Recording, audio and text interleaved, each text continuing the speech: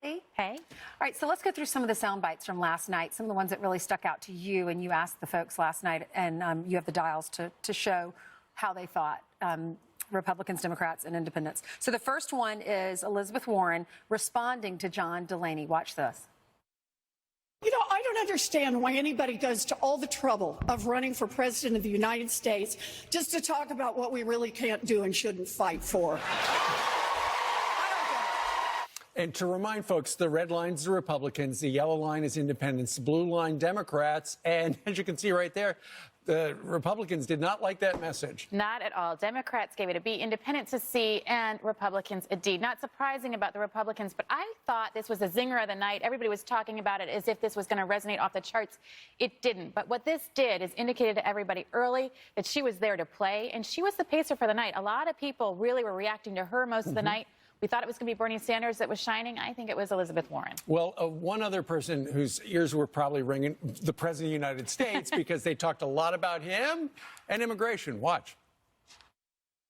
The biggest problem right now that we have with immigration, it's Donald Trump. What Trump is doing through his racism and his xenophobia is demonizing a group of people. Are Senator Sanders' proposals going to incentivize undocumented immigrants to come into this country illegally?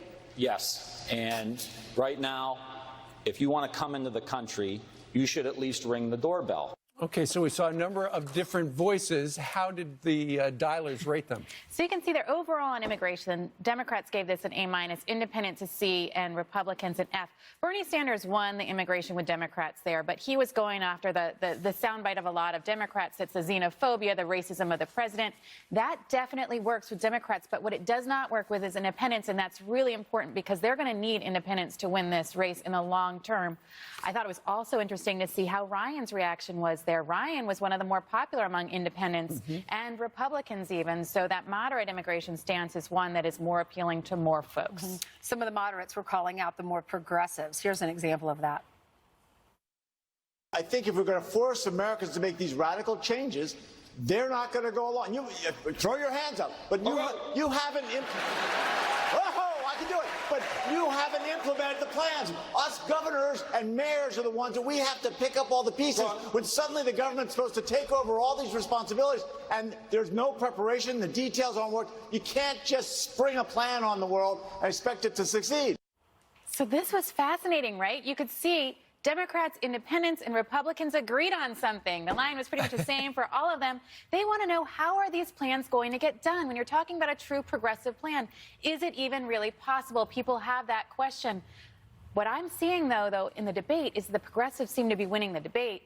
But then I think a lot of the voters out there are saying, I'm not so sure how those plans are ever going to happen. Sure. And the key to every presidential election are the moderates, the people in the middle, the independents. How do they watch?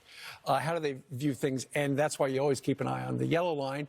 Meanwhile, climate change, a big topic last night. Watch the lines.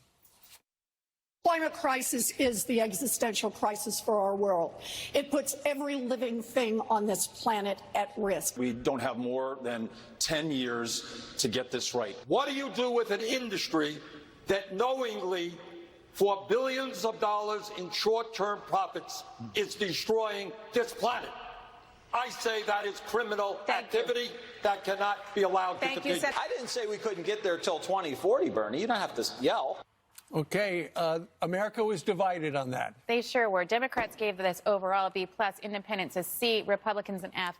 I think Bernie Sanders here is the one to watch on climate change because he's not just making about a climate change, he's making about us against corporate greed. He's saying that's criminal, and the Democrats really are reacting to that, and that's going to be something to watch out there because how climate change is going to be framed is going to be how people are going to react to it. Sure. The front runner right now is Joe Biden by a lot, almost double of the number two person. So what does he have to do tonight to stay in the first place? You know, he's got to become really relevant now. I think the reason he's ahead so much is that he's got name recognition. People know who he is. They know what to expect. But if he's going to be a snorefest again, I think that he's going to start. I think he's going to start losing ground. And there's people who are gaining momentum. Elizabeth Warren is one to watch for. Kamala Harris is one to watch for. So I'm afraid that Joe Biden could be this year's Jeb Bush. Remember how ahead he was in the polls at this time in 2015? So, well, sources are saying he is ready this time, and he's not going to be as quiet. I hope he's ready. He's had a long time to prepare for this night. Yes.